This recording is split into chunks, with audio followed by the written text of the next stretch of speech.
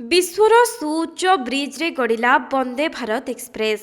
कटरारू श्रीनगर भितरे वंदे भारत एक्सप्रेस रो प्रथम trial run होईछि। आंजेखाड़ bridge जहाँ भारतर प्रथम केबल स्टे ब्रिज एवं चेनाब ब्रिज जहाँकि विश्वर उच्चतम रेलवे ब्रिज। एही ब्रिज उपर देई गति करिछि वंदे भारत एक्सप्रेस। तेबे काश्मीर कठिन परिस्थिति एवं तुषारपात को विचार को नहीं एही ट्रेन को अनेक स्वतंत्र वैशिष्ट्य सह सजा जाइछि। वंदे भारत एक्सप्रेस ट्रेन को एपरि भाबरे डिजाइन करा जाइछि जे -10 डिग्री सेल्सियस रे मध्य एहा चलाचल रे कौनसी असुविधा हेब नाही।